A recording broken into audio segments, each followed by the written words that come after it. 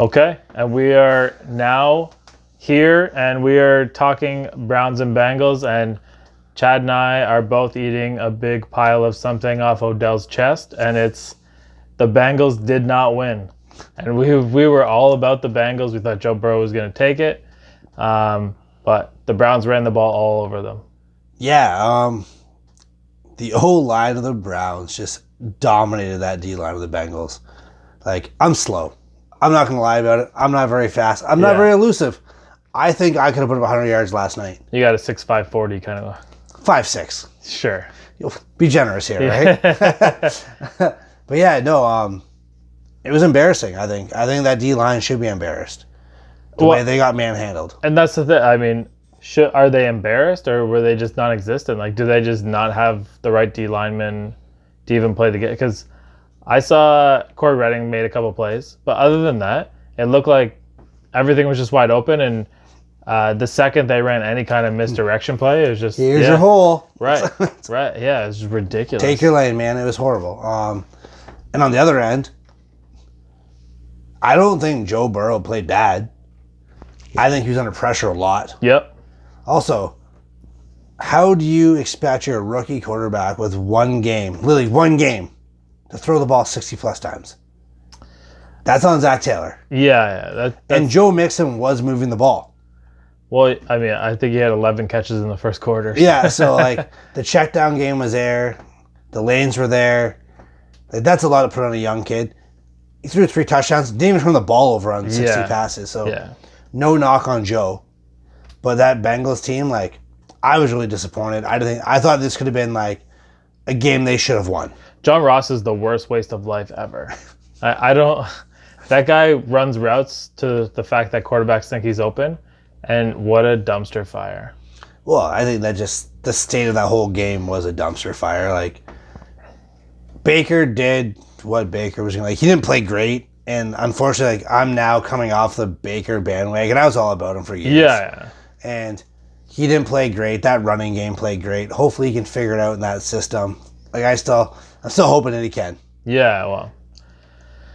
But that leash is getting thin. Yeah. Like, three head coaches, 3 OCs in 3 years. I get it. Yeah. Ask Alex Smith. He had to find Andy Reid to get somewhere. But, yeah, that, I mean my words. I had to make an apology on Instagram today. Yeah. Which I refused. I couldn't do it. Yeah. It was a really bad apology. I don't feel bad about it.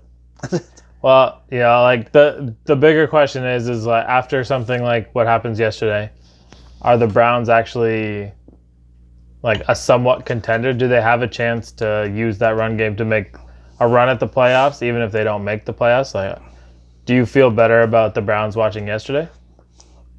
I think they can control games better now. I think we saw an identity from them. Mm-hmm. And I'm gonna butcher his name. It's what I do. It's kind of it's my trademark. Is it Andy Jankovic? They get it? Close-ish. The fullback? No, you don't know. It's already plays for the Browns. But like, he was really making holes for those guys. The offensive line did their job, and he picked up the next level every single time. They have a fullback there, and like, it's crazy seeing these like teams go back to that old school mentality. And having fullbacks. San Francisco does it amazing. Mm-hmm. And now it's kind of like they're following suit. Did the same thing they did in Minnesota before the year before. Copycat league, right? Yeah. It works. Run with it. Go with it. And I think that's what they're going to have to do. Like, is Baker a bad quarterback? No, I don't think he's a bad quarterback. He's not a great one, though. Not a great, yeah. And I think he will have time down the road to get to that point. I think they do live on him, though. Yeah. He brings an energy to that team that they do need. Like, a winning Baker is a great Baker. Well, and that's the thing. I think for those guys, like, they're very willing to chase the boulder downhill, but they don't know how to push it uphill. So if they get a lead and they get something going for them in the right direction right away, then, yeah, they're a dangerous team to be around. But just get in their head and... Score early on them is what you're saying. Yeah, and I think that... the front seven for the Browns is pretty solid, and their secondary should be awesome based on all the value picks that they've put in there. But there were so many first-round picks on that defense. We were talking about it last night. We were laughing about it. Like, yeah, it's just dog shit. and I don't understand how they can be that bad. And I mean, even John Ross was open. Like, he didn't catch it, but like, he was open. Yeah, no, Joe Burrow, like, he did his thing. He had tried to do his thing, I should say. A lot of checkdowns, though. They couldn't get open, like, down the field. I said Joe Mixon. I don't know how many catches they had. Their tight end, I'm not even going to attempt to say that name. I'm going to just be wrong already. He's out for season anyway. Yeah, so that doesn't matter anymore. You're not going to have to worry about him. But, like, the amount of checkdowns he had to make is, that frightens me a little bit for him. Was it safe? Maybe. But on top of that, like, he took a lot of sacks by holding the ball too long. It's a learning curve. I get that. Yeah. I mean, there was a big turning point in the game where the Bengals stopped him on the 1 yard line, and then they got the ball, and then Myles Garrett forces the fumble, and they get it right back on the wall. So it's like, okay, well, that's kind of telling that the Bengals aren't quite where they need to be. And the Browns avoided going 0-2, but there are still some teams that are going to be in that situation. So if I were to say to you, which team who do you think is going to go 0-2 this week? That was unexpected. I mean, well, unexpected is different than going 0-2. Yeah, well, I mean, the Jets are going to go 0-2. The Dolphins are probably going to go. The Jets might actually they might go 1-15. Yeah. But for me, I think it's a team that shouldn't go 0-2, that could go 0-2, is the Vikings. And like, I've been high on the Vikings. I've been high on Dalvin Cook as long as you know. Yeah. He's my first pick in my fantasy draft. So hey, I need them winning when he runs the ball. Yeah. They're playing the Colts this week. For them, though, it's just like, they got to win now. But yeah, I mean, big divisional loss last week to the Packers. You don't want to go 0-2. The Packers are probably going to go 2-0 this week. I forget. I looked it up earlier. They have an easy game, though, this week. Detroit, yeah. So they should win. Sorry to all my Detroit fans out there. I'm not sorry at all, actually. But you're going to lose. So yeah, I think if they go 0-2, they're behind the 8 ball. Big time. You're not going to win the division if you go 0-2. The Packers could be 2-0 in the division. That's a lot to make up. Yeah. So for them, like, that's the biggest fear I have with them. The defense didn't look great last week. I know A-Rod played out of this world last week, and he showed all of us, I'm still here. But on top of that, like, the Vikings, they got to find a way to win. Mm-hmm. If they get down early, like, Adam Thielen's a great receiver. I don't know if he's a true, like, I find to be like slot guys and runners are true number ones. Mm-hmm. If you can't put the ball in the end zone, that's what worries about. And that's what worries about Adam Thielen and Kirk Cousins. Those guys, like, he relies on the guy that goes underneath. Right. There's no scare factor in that receiving core. Well, yeah, and I mean, whoever loses that game is probably a team that is going to be 0-2. That's unexpected, right? Because they're playing the Colts. The Colts, yeah. And they went out and spent a bunch of money on Phillip Rivers, so whichever team loses there. But for me, I think it's almost definitive. But the Houston Texans are going to be 0-2 after this week, and they are favored to win the division. So how do you recover from something like their schedule's tough? They're not gonna have the cupcake games, and I don't know. It's good. It's gonna be difficult. I mean, a guy like Deshaun Watson gets a whole bunch of money. They trade away their top receiver, and then now they're scrambling. I know last year, as a Steelers fan, I mean, we didn't have a quarterback, but we started 0-3, and then at one point we were 1-4, and I don't think that Bill O'Brien is Mike Tomlin, so there's 0% chance that he's going to be able to pull that one together. So I'm a little bit worried for the Texans. And yeah, we'll see what happens, I guess. Like, Deshaun got paid. Hope he can bail them out. It's going to be on him. Yeah, and when guys are getting paid, the Rams decided to open up their checkbook again, and they paid Robert Woods. And where does this money come from? I don't know. Scrooge McDuck? They are printing, just diving into those coins, or like, they're printing money at SoFi Field. So I don't really know where they're getting all the money from. They paid Cup. I'm pretty sure they're still paying Gurley his money. Jared Goff's getting his money. Aaron Donald got a lot of money. They've got a Brinks truck out for Jalen Ramsey. I don't know. I don't know where they're getting all the money from. It's good for them to keep their core intact, and I know that he's crucial to their team. But a bigger story for me is the Big Ten is back. That's big news. Just in football in general, like as 2020 needs it, we need college football. Yeah, and all the Southern teams and the other conferences, they decided to not be pussy willows, and they did not cancel their season. And the Big Ten and the Pac-12 kind of jumped the gun and made a decision that they thought was right. And whatever. I mean, medical officers being what they are is what it is. They finally have come to the point where they're restarting the season as of October 23rd or 24th. So, what are you looking for that? I mean, it sucks for me being a Notre Dame fan. We have rival games against guys in the Big Ten. Mm-hmm. We lost those games.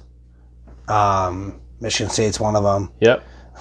Michigan's one of them. I know we weren't playing Michigan this year. I know that. Right. But like on top of that, like we play USC every year. Like that's still out. So like we went and jumped into the ACC, or else we wouldn't have a football season. Right. And like so, cheers the ACC for taking us on. Outside of Clemson, there's probably no one else in the ACC that should scare us. So we can play in a championship game this year. Like honestly, how great would it be if Notre Dame wins the ACC? It was like, well, see you later, guys. Yeah. That being said, probably the best quarterback coming out of college football the last 20 years, Trevor Lawrence. It's going to be tough for us to beat him. As much as it pains me to say that, like, I don't know if we could beat Clemson, and that hurts to say. Yeah. But I'm a realist at the same time. And I said numerous. He's the first pick next year. Yeah. We keep changing teams, but he's still going number one overall. Yeah, and for the college football like landscape in general, the schedule that the Big Ten's rolling out, they haven't released it yet, but they've put framework together, and it looks like the Big Ten championship game will be played the day before the college football playoffs are picked. Now, if you're one of the teams that didn't opt out of the season, do you feel like the Big Ten shouldn't be included, or the Pac-12 if they decide to get restarted? Honestly, I think they should be included. You think that, but like if you were running one of the schools that had to play 10 or 12 games, do you think that someone that's going to be able to play 8 games should qualify? If you're playing 8 quality opponents, that's the big thing, right? Yeah. Yeah, you're not playing cupcakes, I guess. Yeah, right? like Notre Dame, we don't get easy schedules every year. We literally play off rivals and invite games. Right. So, welcome to our world every year, I guess. We don't get those simple games. We don't even get the lower end of the conference games. Yeah. So for us, it's very tough for us to get into that playoff. And I know I'm being a homer here, but for guys like you, being a Michigan State fan, you're not getting those tune-up games. Buck fish again. Yeah, first off, fuck Michigan. Let's start with that. I'll go out bluntly and say that. I don't care about the big house. But yeah, no, like you don't get those tune-up games. Yeah. Like you're rolling right into conference play. Right. So like if you guys go in there and you go 7-1 in the conference or 8-0 in the conference, wishful thinking obviously for you guys, but like you need like if you do that, like you have every right to be in that playoff. Yeah. I mean, like, I have no illusion that Michigan State's like if they beat Michigan, then I'm cool. Like, that's pretty much the way 2020 rolls. But yeah, like teams like Alabama and then the SEC, like they beat up on like I don't know. Alabama Christian Second Nature Community College. Like, that's one of their games every year. I'm not wrong. I'm probably just made up a school, but it's the same thing. But, like, you guys don't get that opportunity to do that, to tune up. So, yeah, a team in the Big Ten goes 8-0. Why do I not deserve a chance to get to the playoff? If you knock me out, I'll be a little pissed off, though. But, hey. Yeah, I might take it like a man. It's what it is. I guess, like, the idea that we have more sports to watch never hurts my feelings. But, we'll get back into our NFL Pick'em, which we are 7 games in, and I have a 2-game lead on you, so I'm 5-2. You're 3-4. It's kind of a rough Sunday for you, but since then, 0-3. That stung a little bit. Since then, you've been able to bounce back. So what we did was we picked a 1:00 game, a 4:00 game, the Sunday nighter, and the Monday nighter. So I'll start with you. Between the Rams and the Eagles, who you got? I'm going Rams. They beat up on the Cowboys. That game was a lot closer than it should have been. Yeah. I think they're the team to beat now, and well, in this game anyways. Philly didn't impress me. You blew a 17-point lead. Yes, to the Washington football team. They don't even have a team name, and you blew a lead to them. With all the letters that spell out what the fuck. Like, for some reason, they blew that lead. And so for me, like, you lost to Dane Haskins. Dane. I don't know what the fuck was he shouldn't be playing there. He's not better than Alex Smith anyways. Yeah. So I'm going with the Rams. It's that simple. I don't debate here. Yeah. Sorry, Philly. For me, you also think Rocky's a real person. Here's the thing. For me, like, I'm just going to be that degenerate gambler sitting at the table. I'm pushing in all my fucking chips on the Eagles, saying I'm all in. And yeah, I understand. I have like pocket twos, but I'm just going to, yeah, sure. I'm saying the Eagles are going to win, and I'm happy with it. Next game, we got Baltimore and Houston. I think Lamar's going to have his way with them. It's that simple. And they're going to run the ball, control the ball, do their thing. Yeah. And I don't think Houston can stop the deep ball, and that's kind of what Baltimore does when they draw you in for the run. They the shots over top, and I just don't think they can do the things to cover those guys. Yeah. And like, I called my shot earlier. I think Houston's going to start 0-2, so I also have Baltimore. Next up, we got New England and Seattle. And probably, I'd say, as of Sunday goes, that's probably the game of the day. Yeah, I'm looking forward to this one. It was probably fun to watch. Yeah. Sunday Nighter. They picked the right game this time. Cam's gonna try and run the ball, and Bobby Wagner is gonna eat him up, and he's probably gonna be our exterminator of the week. But I mean, for me, like, I like Seattle. I'm taking Seattle. Yeah, like, they're gonna spy Cam all day long. I have him in fantasy. I'm not starting him. It's that simple. Well, I heard you made a big trade recently. I did make a big trade. I find out tomorrow morning if it goes through. So yeah, I think it did. But so those guys down in Seattle, like, they're flying over the field. They're bringing back that true Seattle defense that was in the early 2010s, I should say. Wow, we are old. I just said 2010s. Yeah. We are getting up there. Yikes. The Legion of Boom, they're trying to bring that back. I don't think there's enough weapons in New England to compete with what they do down in Seattle. And I can't believe I'm going to say this, but like, Russell Wilson was your MVP pick from the beginning. Yeah. And I think he's going to have his way with New England. So I'm going to go Seattle as well. Yeah. He looked pretty good for week 1 too. He's a pretty good quarterback. Yeah. So moves us on to the Monday Nighter. We got the Saints and the Raiders. They're opening up whatever the field's called in Las Vegas. What are you thinking?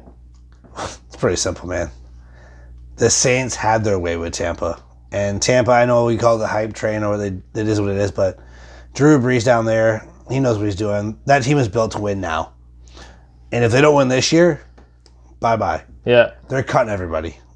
And Las Vegas, they're going in the right direction. I think they started young. They're rebuilding. Mike Mayock got his thing going down there with John Gruden. But they're just not ready for this primetime spotlight with a team like the Saints. And I think that they're going to have their way with them. It's that simple. That Saints defense is too good to get pushed around by the... And I don't know there's enough speed on the Raiders' the Raiders' offense to compete with the guys on the Saints and go shot for shot for them on offense. Well, I think that Derek Carr is primed for the absolute best season of his career. They got Henry Ruggs there. They got Josh Jacobs going. They can run the ball. They can throw the ball. They can run the play action. So I'm going to take the Saints because the Saints are a way better team. Yeah, it's that simple. I think we're pretty unanimous this week. We kind of went through the games trying to figure out where can we fight. We're like, shit, there's not a lot of those games. Yeah. But yeah, no, so we got to figure out what the hell we're doing, though. So we need you guys to help us out here. What happens if we lose this pick'em? They said, can't do bad tattoos. I've already made one. He brought it up last week, so I'm going to bring it up again. Outside of that, we need your help, guys. Give us something. We'll get Chad to do a polar bear plunge, and we'll raise some money for charity. I think that's a good idea, man. There we go. Polar bear down in Port Stanley. Done Deal. Loser polar bear plunges in Port Stanley. We got to raise some money to do it, so we'll find a charity to give it to. On top of that, guys, let us know what you think. Make sure to check the link in the bio. We got YouTube, Twitter, Facebook, Instagram. We're on Spotify now and iTunes. Get on that in the car on your drive to work. Listen to us. I know you probably want to anyways or not want to, but do it anyways for us. It'll be fun. Anyways, thanks for watching, guys, and then have a good night.